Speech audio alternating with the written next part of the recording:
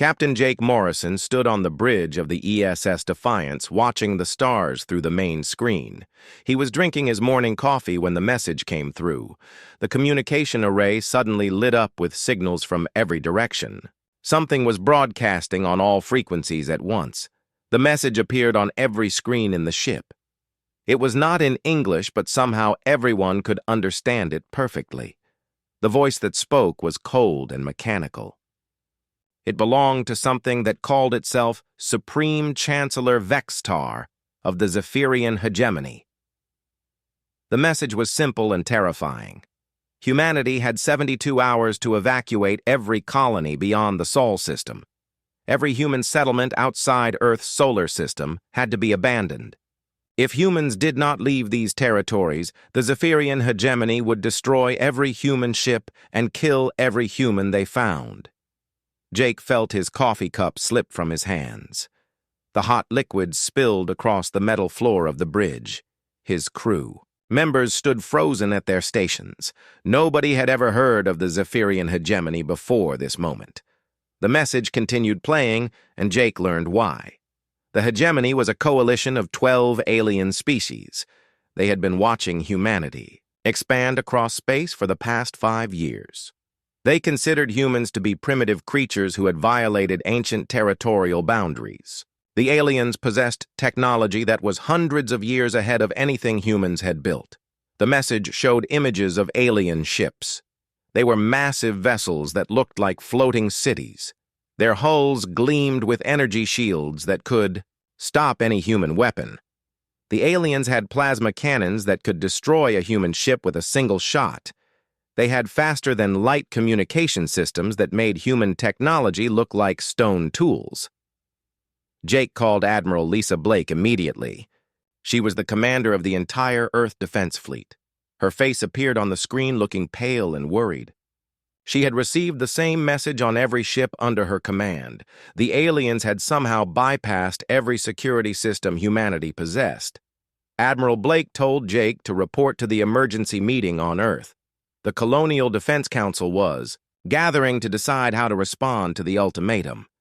Jake ordered his crew to set course for Earth immediately. The journey would take 18 hours at maximum speed. During the trip, Jake read every report about human colonies in alien territory. There were 47 settlements beyond the Sol system. Each colony housed between 10,000 and 100,000 people. The largest was New Texas, with over 50,000 settlers. These people had spent years building new homes on distant worlds. When Jake arrived at Earth, he found chaos. The Colonial Defense Council was meeting in an underground bunker beneath the capital city. Admiral Blake was there, along with President Kevin Carter and dozens of military commanders. They were all arguing about what to do. President Carter wanted to negotiate with the aliens. He believed humanity could find a peaceful solution to the territorial dispute. Admiral Blake disagreed. She had studied the alien message carefully and found no room for compromise. The Zephyrians wanted humans gone from their space immediately. Colony Administrator Ryan Walsh spoke through a video link from New Texas. He was a tough man who had helped build the colony from nothing. Walsh refused to abandon the 50,000 people under his protection. He said the colonists would rather fight than leave their homes. The debate continued for hours. Some commanders wanted to evacuate all colonies immediately. Others wanted to prepare for war. The alien fleet was estimated to have over 2,000 ships. Humanity could gather maybe 200 vessels for defense. Every alien ship was more advanced than the best human technology. Jake listened to the arguments and felt anger growing in his chest. These aliens thought they could scare humanity into running away. They believed humans were weak creatures who would abandon their homes when threatened. The aliens had made a serious mistake about human nature. Admiral Blake finally called for a vote. The council had to decide whether to evacuate the colonies or fight the aliens. Most commanders voted to evacuate. They said fighting would be suicide against such superior technology. President Carter agreed with the majority decision. Jake could not stay silent any longer. He stood up and asked permission to speak. Admiral Blake nodded and Jake addressed the entire council. He said that retreating would not save humanity. If humans ran away now, the aliens would demand more territory later. Eventually, there would be nowhere left to run. Colony Administrator Walsh agreed with Jake through the video link. He said the colonists had not traveled across space just to abandon their new homes. These people were pioneers who had risked everything to build a better life. They deserved better than abandonment by their own government. The meeting ended with no clear decision. President Carter authorized evacuation protocols, but several colony administrators refused to implement them. Admiral Blake ordered the fleet to prepare for both evacuation and combat operations. Nobody knew what would happen when the 72-hour deadline expired. Jake returned to his ship with a heavy heart. He knew the aliens expected humans to run away like frightened animals. The Zephyrians had probably never encountered a species that would fight against impossible odds. They were about to learn something important about human nature. Jake activated the communication system and sent a message across all frequencies. His words would reach every human ship and colony in space. He said that humanity does not retreat, and humans stand their ground. The words felt right as soon as he spoke them. Now everyone would know where humanity stood. The Zephyrian fleet arrived at the new Texas system, expecting to find empty space. Supreme Chancellor Vextar stood in his command center watching the scanner displays. He had given the humans 72 hours to evacuate their illegal settlements. Surely these primitive creatures had fled by now. The scanners showed something unexpected. 47 human ships floated in defensive formation around the new Texas colony. Admiral Lisa Blake commanded the human fleet from the ESS Sovereign. Captain Jake Morrison led a smaller group of ships positioned closer to the planet. Vextar felt confused by this development. His intelligence reports said humans were a young species with limited military experience. They had never fought a real war against advanced technology. Why were they still here when facing certain destruction? The alien fleet consisted of 300 ships. Each vessel was twice the size of the largest human ship. Their energy shields could deflect any weapon in the human arsenal. Their plasma cannons could destroy a human vessel with a single blast. This should have been a simple cleanup operation. Vextar opened a communication channel to the human fleet. His image appeared on screens throughout the human ships. He was tall and thin with gray skin and large black eyes. His voice was cold when he spoke to Admiral Blake. He told the humans they had violated the evacuation order. The Zephyrian hegemony claimed this territory by ancient right. Humans had no legal claim to these worlds. If they surrendered immediately, he would allow them to return to their home system unharmed. Admiral Blake responded from the bridge of her flagship. She was a veteran commander who had served in the Earth Defense Fleet for 20 years. Her voice was steady when she rejected the alien ultimatum. She said humans do not abandon their people and they would fight to protect their colonies. Vextar could not understand this response. Every species the hegemony had encountered eventually submitted to superior force. Intelligent beings did not choose death over survival. These humans must be bluffing to gain better surrender terms. Commander Amy Rodriguez commanded the ESS Wolverine in the forward battle group. She was a young officer who had graduated from the military academy only 3 years earlier. When Admiral Blake gave the attack order, Amy did not hesitate. The Wolverine launched a full missile barrage at the nearest alien ship. Hundreds of nuclear warheads streaked across space toward their target. The alien vessel's energy shields absorbed the entire attack without taking any damage. The explosions looked like fireworks against the alien hull. Vextar watched the human attack with growing concern. The weapons were primitive, but the humans had fired without any attempt at further negotiation. Most species tried to talk their way out of hopeless situations. These humans seemed eager to start fighting. The alien fleet returned fire with plasma weapons. Beams of superheated energy lanced across space and struck human ships. The ESS Thunder exploded instantly when a plasma beam hit its reactor core. The ESS Lightning lost its entire front section but continued firing its remaining weapons. Captain Danny Torres commanded the ESS Rampart when plasma fire crippled his ship. His engines were destroyed and life support was failing. Instead of abandoning ship, Torres ordered his crew to evacuate while he remained at the controls. He aimed his crippled destroyer at the nearest alien cruiser and activated emergency thrusters.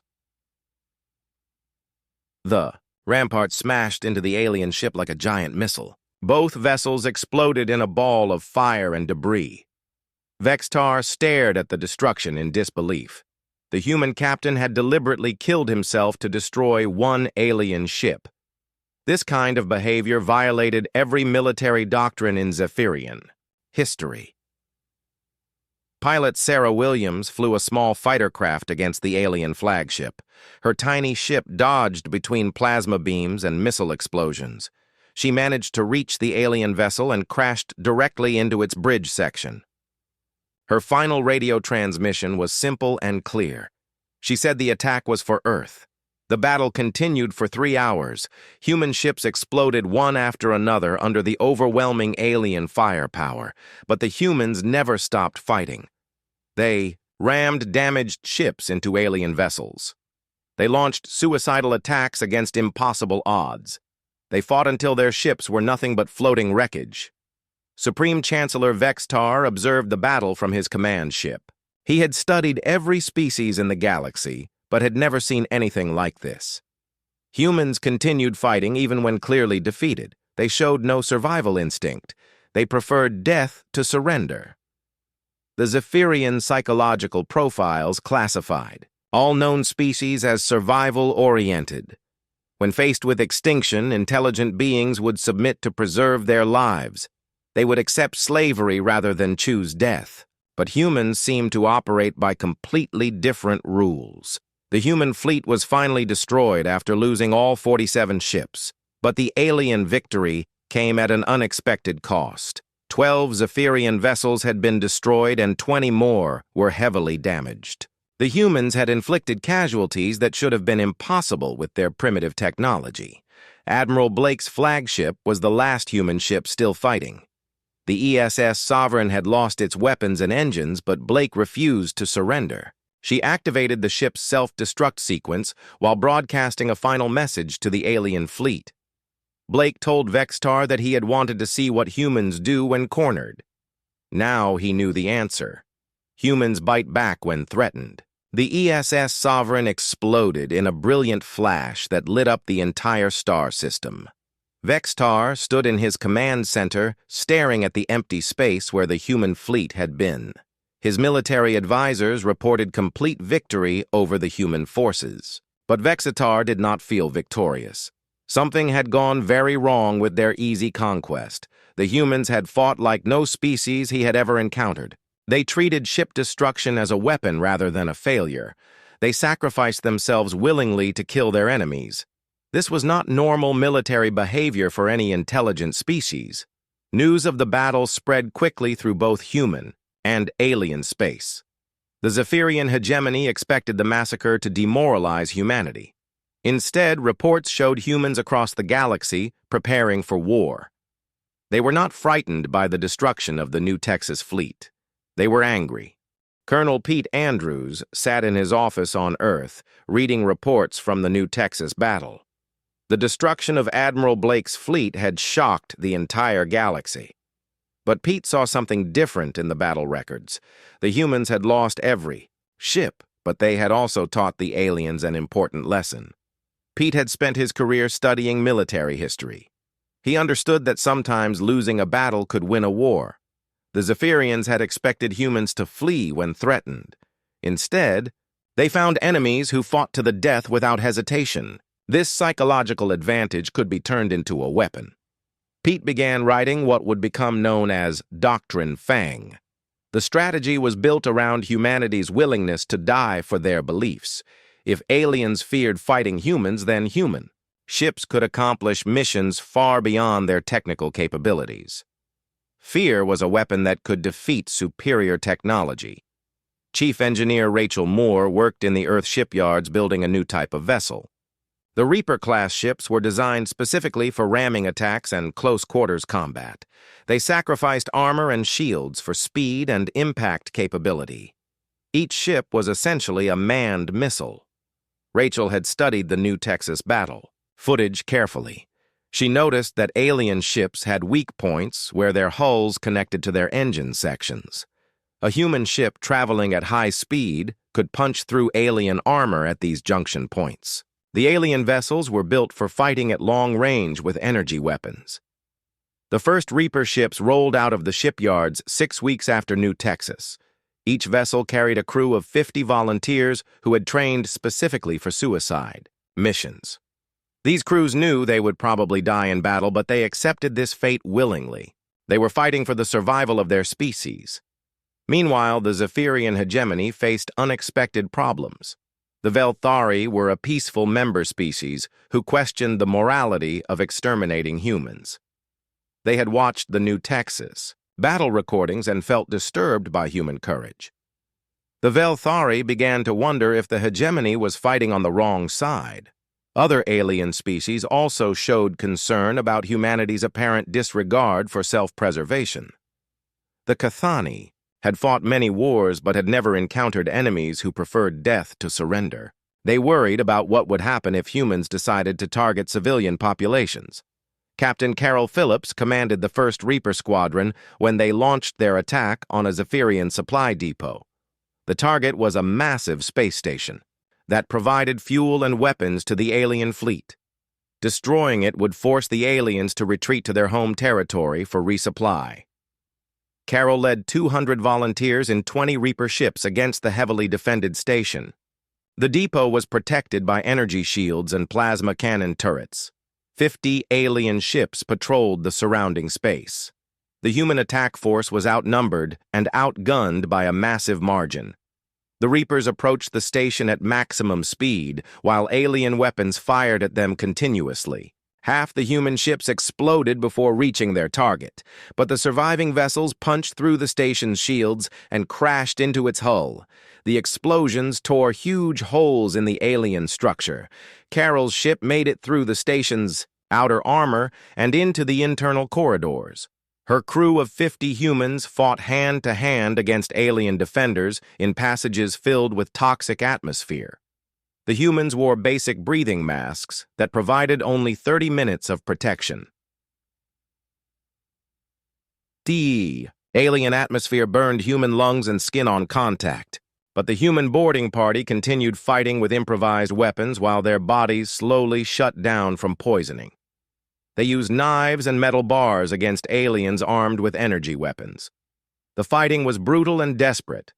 Dr. Alex Turner was captured during the raid when his breathing mask failed. The aliens found him unconscious in a corridor surrounded by dead Zephyrian soldiers. They took him to their command ship for interrogation. Alex became the first human to have direct contact with alien intelligence officers. The interrogator was a Zephyrian scientist named Kethvar, who specialized in studying alien psychology. He had examined dozens of species, but had never encountered anything like human mental patterns. Kethvar wanted to understand why humans fought without regard. For survival, Alex explained humanity's concept of mutually assured destruction to his alien captor. He described how humans had built weapons capable of destroying their own planet during their early space age. Humans had been willing to end their entire civilization rather than submit to enemies. This willingness to die for abstract concepts, like freedom, was built into human nature. Kethvar realized the hegemony was not fighting a conventional war. They faced something unprecedented in galactic history. Humans would rather destroy themselves than accept defeat. This made them impossibly dangerous to fight because they had no fear of death. The supply depot raid failed tactically, but succeeded strategically. The station was not destroyed, but footage of humans fighting with knives while dying from toxic poisoning spread throughout alien space. The images showed human soldiers advancing while bleeding from every opening in their bodies. Commander. Ben Carter led the next human attack against a Zephyrian civilian shipyard. His mission was to capture alien technology, but the yard was too heavily defended. Instead of retreating, Ben made a terrifying threat. He told the aliens he would crash 3 ships into their civilian workers unless they surrendered the facility. The Zephyrian commanders faced an impossible choice. They could destroy Ben's small attack force easily, but thousands of their own people would die in the process. The aliens had never encountered enemies who threatened civilian casualties as a military tactic. Every other species in the galaxy followed rules that protected non-combatants. Ben's threat worked because the aliens believed he would carry it out. The humans had already shown they were willing to die for military objectives. Threatening innocent aliens seemed like a logical next step. The Zephyrian fleet withdrew from the shipyard rather than risk a massacre of their own people. This became the first tactical retreat in Zephyrian military history. News of the withdrawal shocked the entire hegemony. Their most advanced fleet had been forced to run away from a handful of primitive human ships. The psychological impact was devastating to alien morale. Supreme Chancellor Vextar called an emergency meeting of the hegemony leadership. The council chamber filled with representatives from all 12 member species. Many of them demanded an explanation for the military failures against human forces. Vextar admitted that the Zephyrians had seriously underestimated human psychology. These primitive creatures fought by rules that no other species followed. They were willing to die for concepts that most aliens could not understand. Fighting humans was like fighting a force of nature rather than intelligent beings. Admiral Tony Brooks commanded 400 human ships 6 months after the first contact with aliens. The fleet gathered near Jupiter preparing for the largest human military operation in history. Every vessel had been equipped with the new Berserker protocol systems. These ships were designed to continue fighting even after suffering catastrophic damage. The Berserker protocol changed how human crews thought about combat. Ship destruction was no longer considered a failure, but another weapon to be used against enemies. Crews trained to view their own deaths as acceptable costs for killing aliens. This mindset transformation had taken months of psychological conditioning. Tony had fought in the early battles against Zephyrian forces. He had watched human ships explode while their crews sang war songs over the radio. The aliens found this behavior deeply disturbing.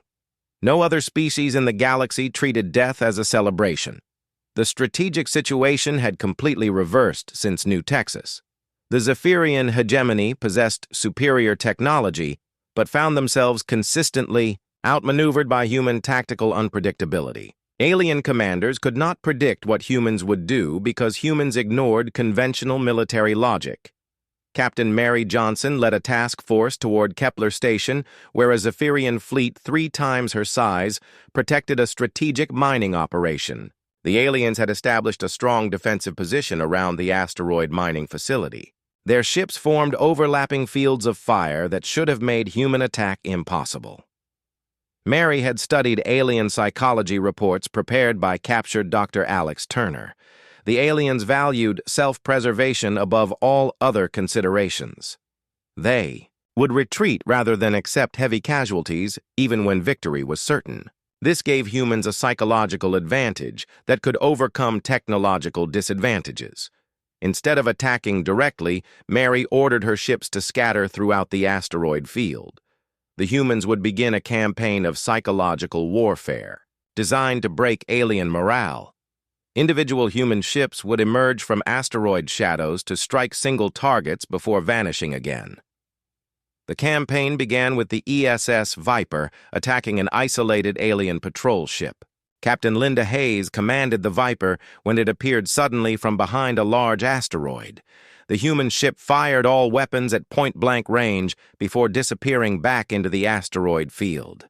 The alien vessel exploded without warning. Its fleet. For weeks, human ships continued these surprise attacks. They would emerge from hiding places to destroy single alien vessels before vanishing again. The attacks followed no pattern that alien computers could predict. Sometimes humans struck the same area multiple times. Other times they stayed hidden for days. The psychological pressure on alien crews became unbearable. They knew humans were hiding somewhere in the asteroids but could not locate them. Every shadow might conceal a human ship ready to attack. Alien patrols began refusing orders to venture into areas where humans might be waiting. The humans broadcast the names and home colonies of every alien crew member they killed. This personal touch made the war feel more intimate and terrifying. Alien soldiers realized the humans knew exactly who they were killing. Death was not anonymous, but specifically targeted. Human ships also began ramming disabled alien vessels to prevent rescue operations. When alien crews abandoned damaged ships, humans would crash into the wreckage to ensure no survivors.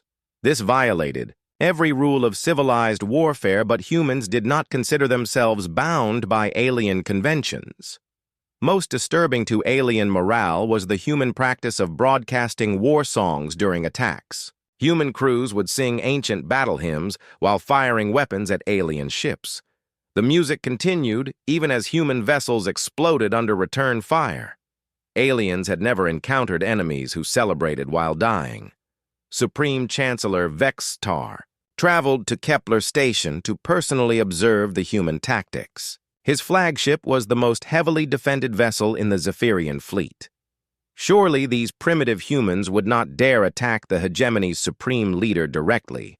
Commander Steve Parker led a boarding action against Vextar's flagship 3, weeks after the psychological campaign began. Parker commanded 50 volunteers in a modified cargo ship that looked like a harmless transport vessel. The aliens allowed it to approach their formation without suspicion. The cargo ship suddenly exploded and released 50 humans in combat armor. The boarding party used personal rocket packs to cross open space and attach themselves to the alien flagship's hull. They cut through the armor plating with plasma torches and entered the ship through maintenance hatches.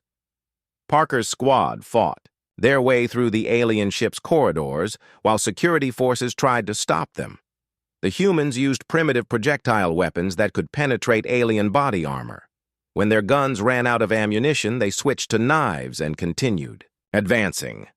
The boarding action failed when alien reinforcements overwhelmed the human squad. But the psychological impact was devastating. Parker's team had penetrated the most heavily defended ship in the galaxy and reached within 50 meters of the Supreme Command Center. Security footage showed humans fighting with blades after their weapons failed. Vextar watched the security recordings in his private quarters. The humans had continued advancing even while bleeding from energy weapon wounds. They showed no fear of death and treated their mission as more important than survival. This behavior violated every instinct that evolution had programmed into intelligent life. The Velthari withdrew from the hegemony completely after learning about the boarding action.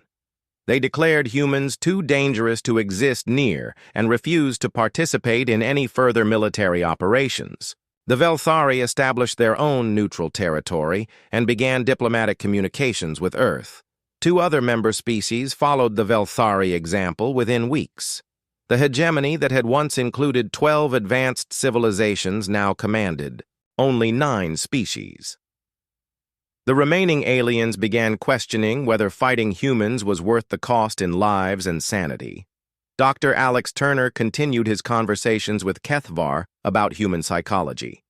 The alien scientist had become fascinated by humanity's willingness to sacrifice everything for abstract principles. Alex explained that humans did not fight from stupidity, but from fundamental beliefs about freedom and dignity. Kethvar learned that humans would choose extinction over submission. This concept was completely alien to every other galactic civilization. Most species viewed survival as the highest priority. Humans ranked survival below concepts like honor and independence. The Battle of Kepler Station ended when the Zephyrian fleet withdrew rather than continue fighting invisible enemies. Admiral Tony Brooks had proven that psychological warfare could defeat superior technology. The aliens possessed better ships and weapons, but humans had broken their will to fight. News of the Zephyrian retreat spread throughout the galaxy within days. Alien species that had been considering joining the hegemony changed their minds. Nobody wanted to fight creatures that seemed to welcome death in battle. Humans had become the galaxy's most feared warriors through sheer determination. Captain Mary Johnson was promoted to admiral after the Kepler victory. Her tactical innovations had shown how humans could use their psychological advantages against technologically superior enemies. The asteroid field campaign became required study at every human military academy.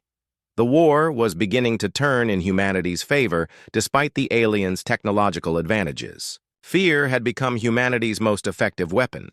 Alien crews suffered nervous breakdowns when assigned to fight human forces. Some alien ships mutinied rather than face human attacks. Supreme Chancellor Vextar realized the hegemony was losing the war despite winning every major battle. Military victory meant nothing if crews refused to fight. The humans had found a way to defeat superior technology through psychological manipulation.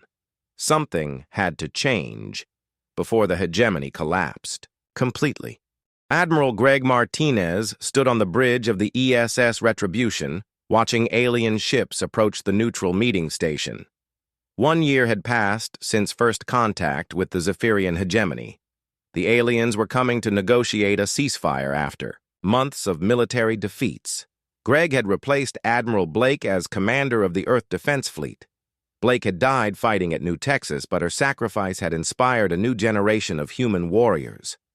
The aliens had learned that killing human leaders only made their followers more determined to fight. The meeting station floated in empty space between human and alien territory. Both sides had agreed to neutral ground for the negotiations. Supreme Chancellor Vextar would represent the hegemony, while Greg spoke for humanity. The outcome of this meeting would determine the future of the galaxy. Greg thought about the past year while waiting for the aliens to dock. Human tactics had evolved from desperate defense to aggressive psychological warfare. The aliens possessed superior technology, but humans had broken their will to fight. Fear had become humanity's most effective weapon.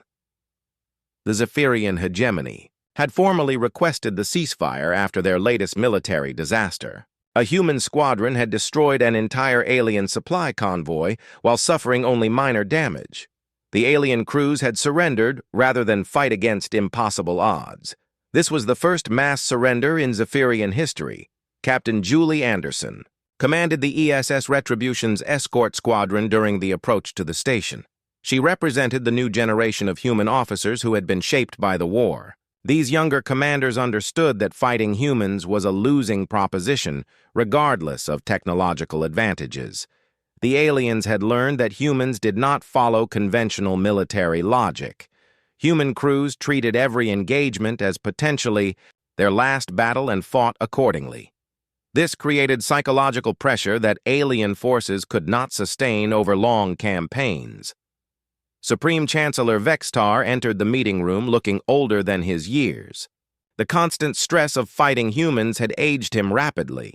His advisors had warned that continued warfare would destroy the hegemony from within. Too many alien crews were refusing combat assignments. Greg studied the alien leader across the negotiating table. Vextar had started this war expecting an easy victory over primitive humans. Instead, he had discovered that technological superiority meant nothing against enemies who welcomed death. The aliens had been completely unprepared for human psychology. Vextar made an unprecedented offer to end the fighting.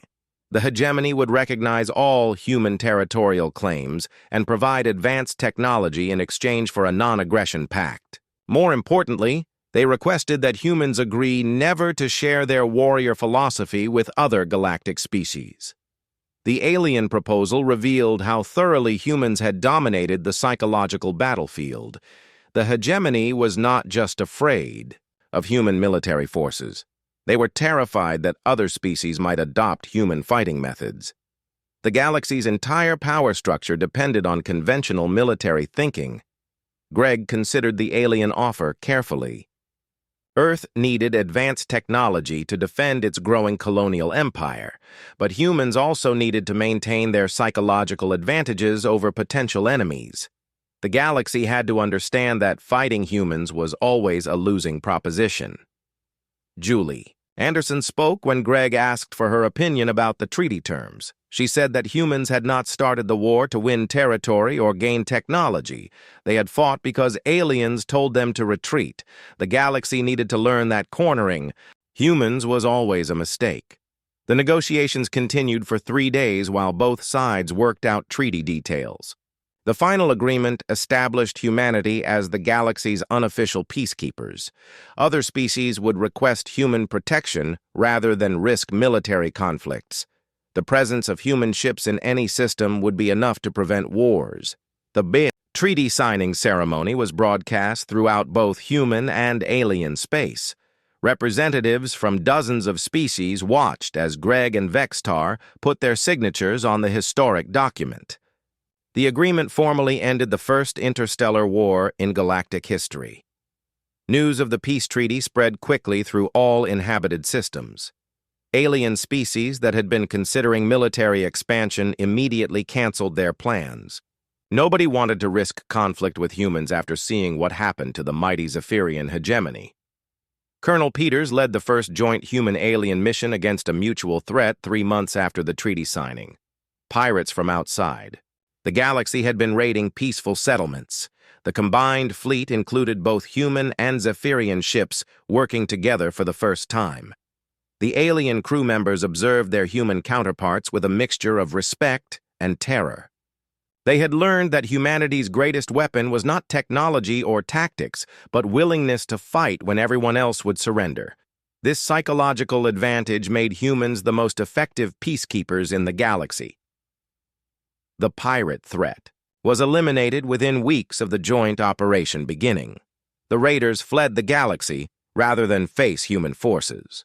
Word had spread that humans treated piracy as a personal insult worthy of total warfare.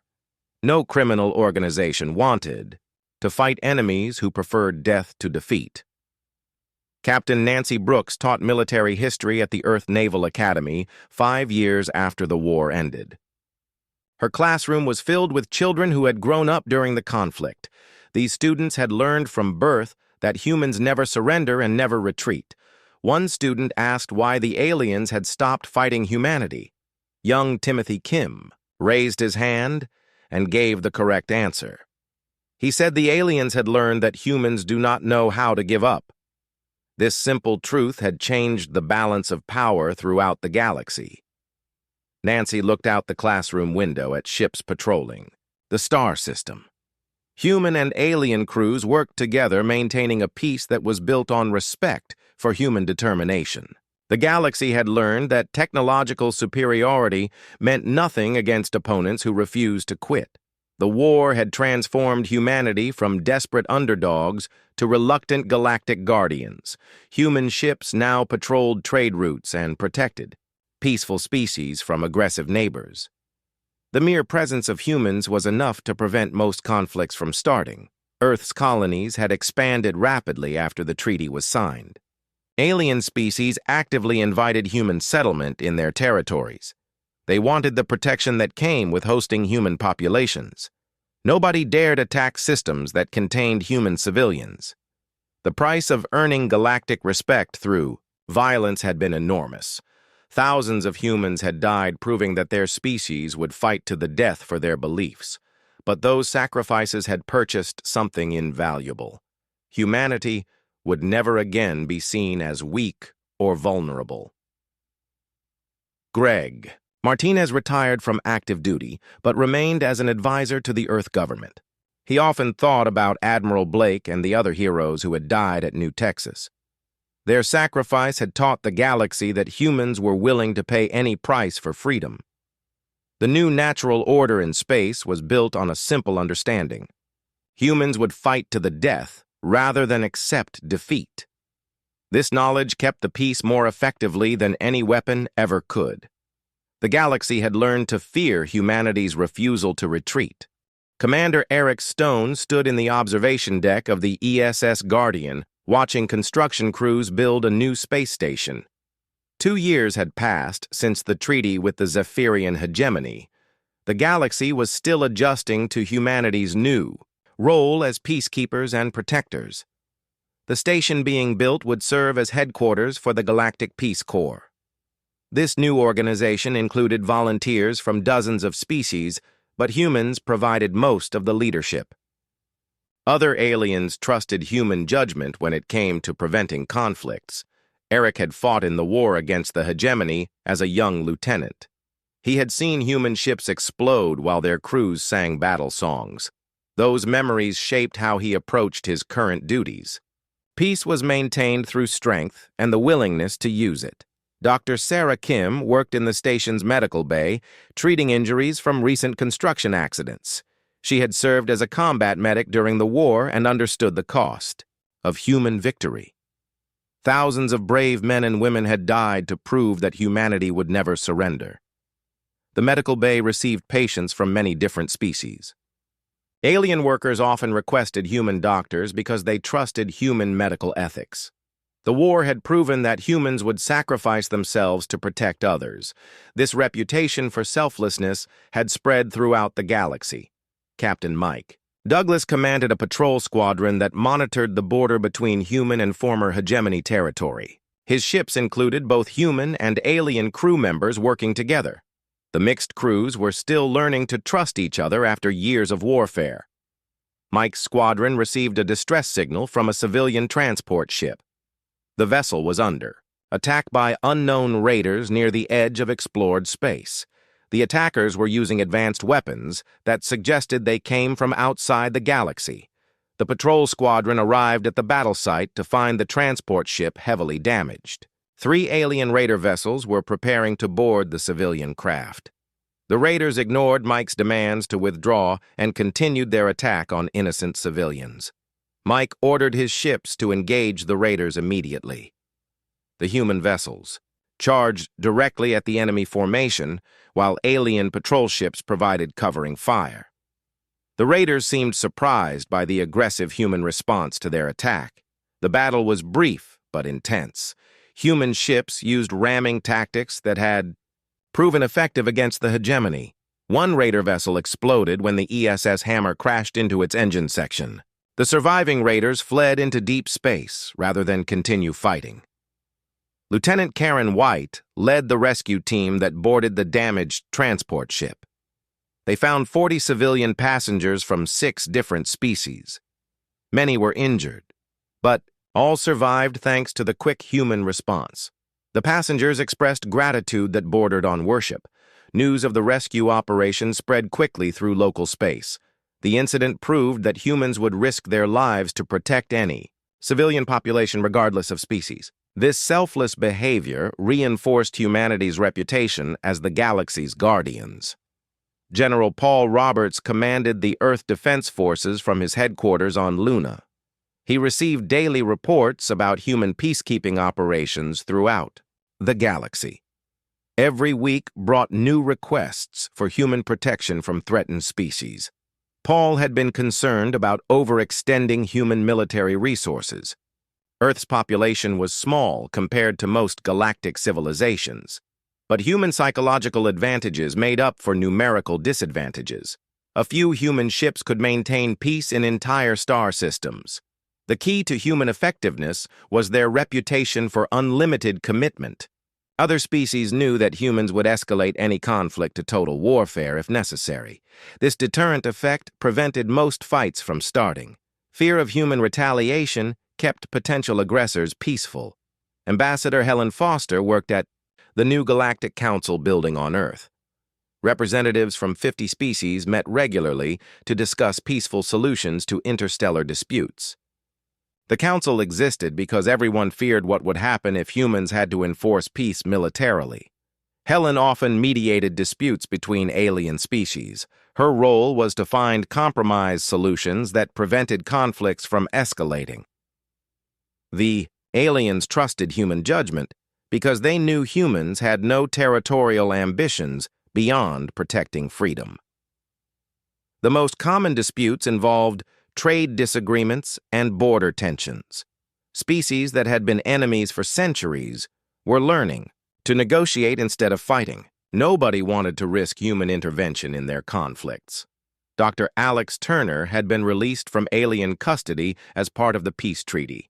He now worked as a cultural advisor, helping humans understand alien psychology. His experiences during captivity had made him an expert on interspecies relations. Alex often gave lectures about the psychological differences between humans and other galactic species. Most aliens prioritized survival above all other considerations. Humans were unique in valuing abstract concepts like freedom and honor above their own lives. This psychological difference explained why human military tactics were so effective. Aliens could not predict human behavior because humans ignored conventional survival instincts. Fighting humans was like fighting a natural disaster rather than rational opponents. The Velthari had become humanity's closest allies after withdrawing from the hegemony. Their peaceful philosophy aligned well with human values, despite the species' different approaches to conflict. The Velthari provided scientific knowledge, while humans provided military protection. Captain Lisa Brown commanded a joint human-Velthari exploration mission to investigate reports of ancient alien artifacts. The mission included scientists from both species working together to unlock the secrets of vanished civilizations. The exploration ship discovered ruins on a planet at the edge of the galaxy. The structures were millions of years old and built by a species that had vanished long before current civilizations developed space travel. The ruins contained technology that surpassed even modern capabilities. Lisa's team found evidence that the ancient aliens had fought a great war against invaders from outside the galaxy. The civilization had been destroyed despite their advanced technology because they lacked the will to fight to the death. The ruins served as a warning about the price of weakness. The discovery reinforced human beliefs about the importance of determination in warfare. Technology alone could not guarantee survival. The willingness to sacrifice everything for important principles was what separated survivors from victims. Colonel Frank Miller established the first human military academy on an alien world. The school would train officers from multiple species in combined operations. Human tactical knowledge would be shared with allied forces while maintaining humanity's psychological advantages.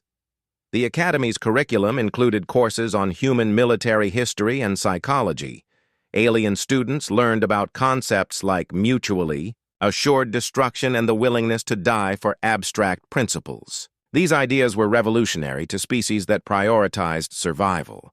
Human instructors emphasized that courage and determination could overcome technological disadvantages. The war against the hegemony had proven that superior weapons meant nothing against opponents who refused to surrender. Mental strength was more important than physical capabilities. The Academy graduated its first class of mixed-species officers 6 months after opening. These graduates would serve as cultural bridges between human and alien military forces. They understood both the technical and psychological aspects of human warfare. Earth's influence continued to grow throughout the galaxy as more species requested human protection. The planet had become the unofficial capital of galactic civilization. Ambassadors from hundreds of worlds maintained permanent missions in Earth orbit. Captain Jason Miller commanded the ESS Sentinel as it patrolled the Outer Rim territories 3 years after the peace treaty. His ship carried a mixed crew of humans and aliens working together to maintain galactic stability. The partnership was still new, but growing stronger with each successful mission. The Sentinel received an urgent distress call from the mining colony on Titan 7. The message was fragmented, but indicated that unknown attackers had overwhelmed the colony's defenses. Over 10,000 miners from 6 different species were trapped on the planet's surface. Jason ordered his ship to maximum speed toward the endangered colony. The journey would take 18 hours, even at faster-than-light velocity. He hoped they would arrive in time to save some of the civilian population from whatever force had attacked them. During the trip, Jason studied intelligence reports about increased raider activity near the galactic rim. These attacks seemed more organized than typical piracy. The raiders used advanced technology and showed military discipline. Someone was organizing them into an effective fighting force.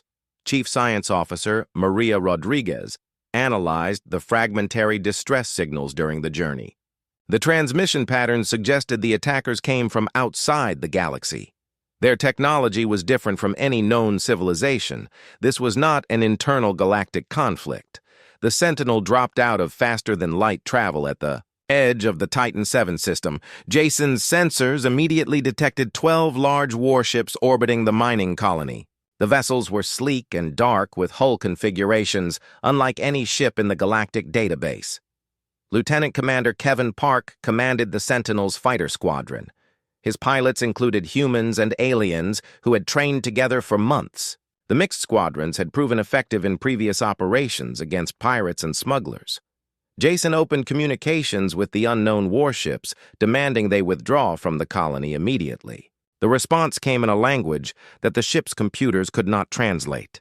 But the meaning was clear from the weapon systems that targeted the Sentinel. The enemy ships opened fire with energy weapons that cut through space like purple lightning. The Sentinel's shields absorbed the first barrage, but warning alarms indicated the alien technology was more advanced than anything in the galactic arsenal. These raiders possessed weapons that could threaten even human ships. Jason ordered Kevin's fighters to launch, while the Sentinel moved to protect the colony. The human and alien pilots flew in mixed formations that had been perfected during peacekeeping operations. Their ships were smaller than the enemy vessels, but more maneuverable in combat. The battle above Titan VII became the first test of human resolve since the peace treaty. The unknown raiders fought with skill and determination that matched human forces. But they had made one critical mistake. They had threatened innocent civilians under human protection. Fighter pilot Lieutenant Amy Chen dove her ship through heavy enemy fire to reach a damaged colony transport. The civilian vessel was trying to evacuate miners from the planet's surface, but raider ships were hunting it. Amy positioned her fighter between the transport and enemy weapons. Amy's ship exploded under enemy fire, but she had bought enough time for the transport to reach safety. Her sacrifice saved 300 civilian lives and demonstrated that human pilots would die to protect any innocent population. The alien crew members watched in amazement at this display of selfless courage. The Sentinel fought against impossible odds as more enemy ships arrived in the system. Jason refused to retreat. Despite being outnumbered 6-1, he had learned from Admiral Blake and the heroes of New Texas that humans never abandon their responsibilities. Captain Mark Thompson arrived with reinforcements just as the Sentinel's shields failed. His squadron of 8 human ships charged directly into the enemy formation using the ramming tactics that had proven effective against the hegemony. The raiders seemed surprised by these suicidal attack methods. The ESS Thunder exploded when it crashed into the largest enemy warship. Both vessels were destroyed in the collision, but the psychological impact was devastating to raider morale. These unknown invaders had never encountered enemies who used their own ships as weapons. Commander David Lee led a boarding party against a damaged raider vessel. His team of human marines fought through the alien ship's corridors while the enemy crew retreated in panic. The raiders had expected conventional warfare, not hand-to-hand combat in toxic atmosphere. David's Marines captured critical intelligence about the enemy invasion plans. The raiders called themselves the Devourers and came from a galaxy far beyond known space. They had conquered dozens of civilizations using overwhelming technology and ruthless tactics. The Devourers had never encountered species that fought like humans. Their previous victims had surrendered when faced with superior firepower. The concept of fighting to the death for abstract principles was completely foreign to their military doctrine. Admiral Jennifer Hayes commanded the Earth Defense Fleet response to the Devourer invasion. She mobilized 200 human ships along with allied vessels from friendly alien species. The combined fleet represented the largest military force assembled since the war with the hegemony.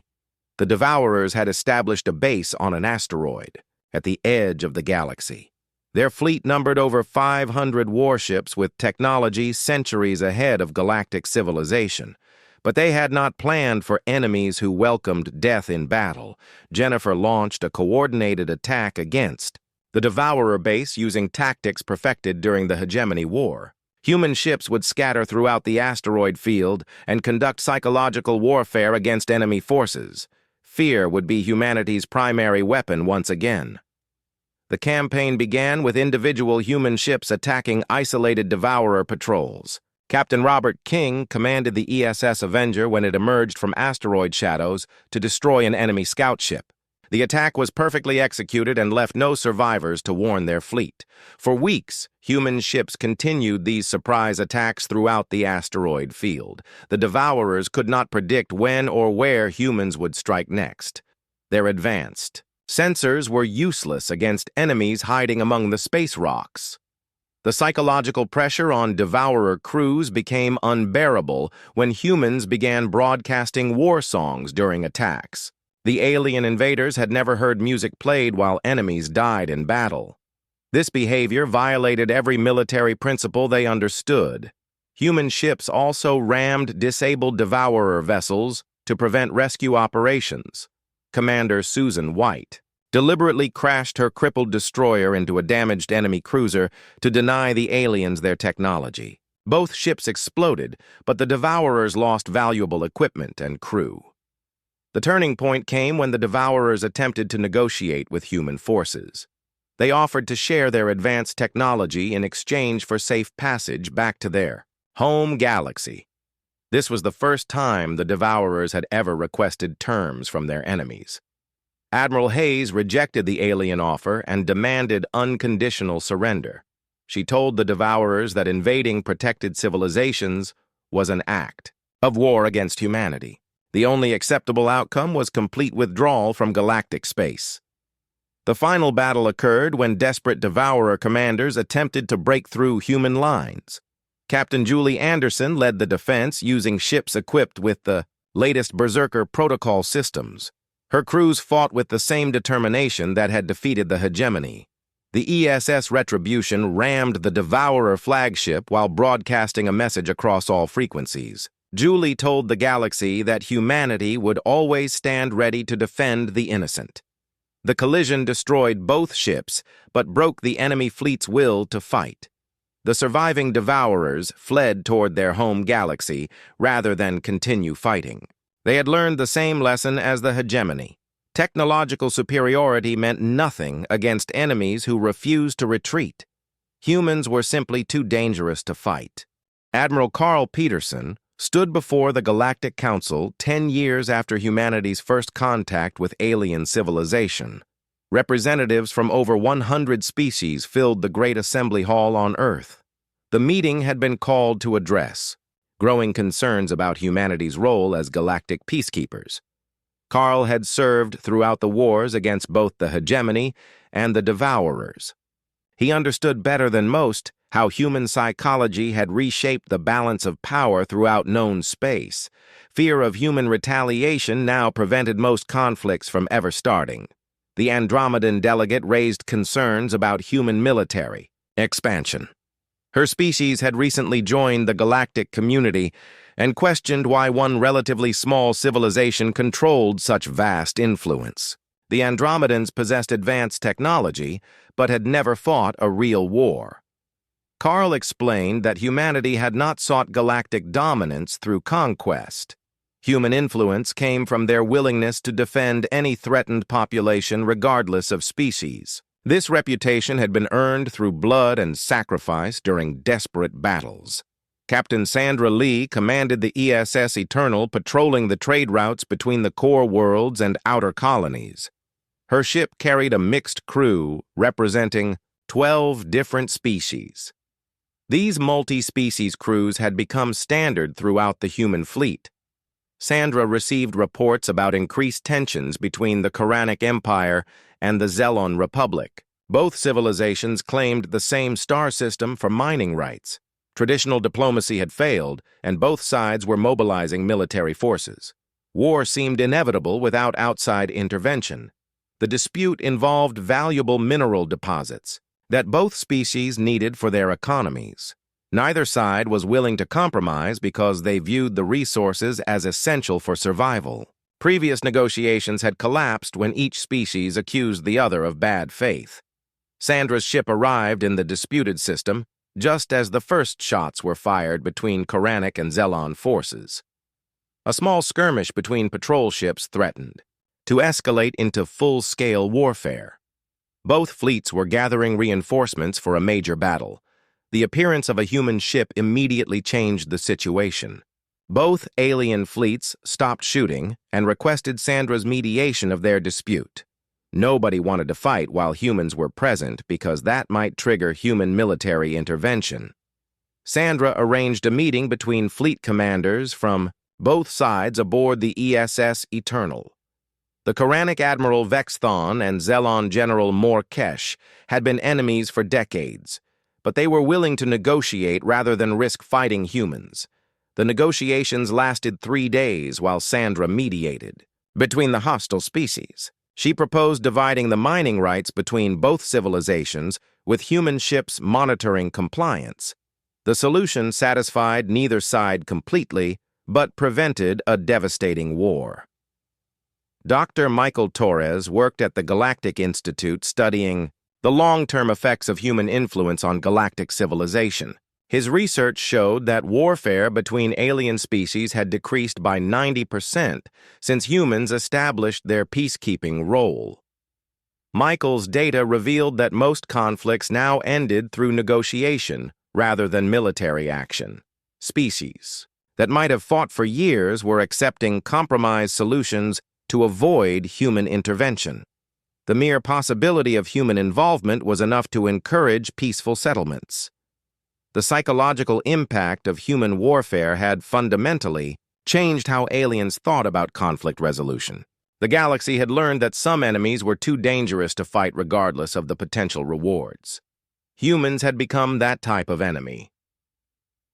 Commander Jack Wilson led a rescue mission to save colonists trapped by a natural disaster on Kepler Prime. The planet's unstable sun had produced solar flares that damaged orbital facilities. Over 50,000 civilians needed evacuation before the next flare cycle. Jack's rescue fleet included ships from 8 different species working together under human coordination. The mixed fleet represented the new model of galactic cooperation that had emerged after the Devourer invasion. Humans provided leadership, while allies contributed specialized capabilities.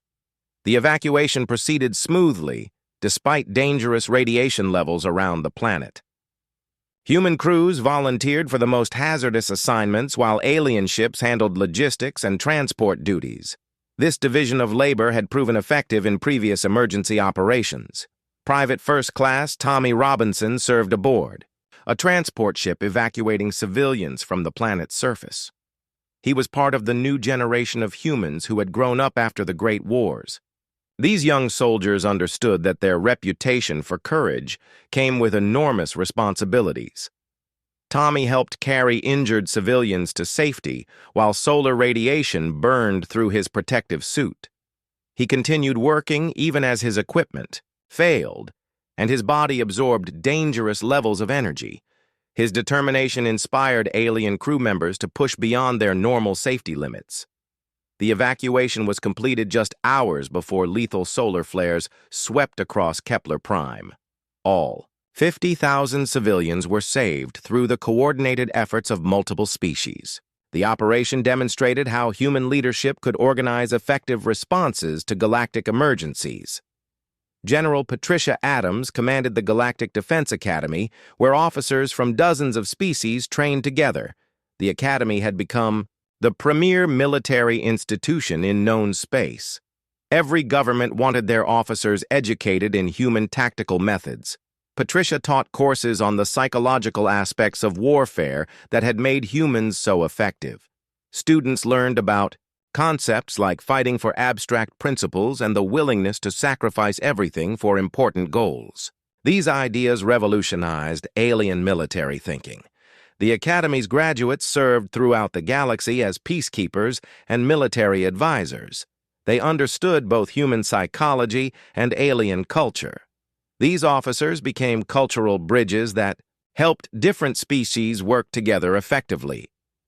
Ambassador Rachel White represented Earth at the Treaty of Centauri negotiations.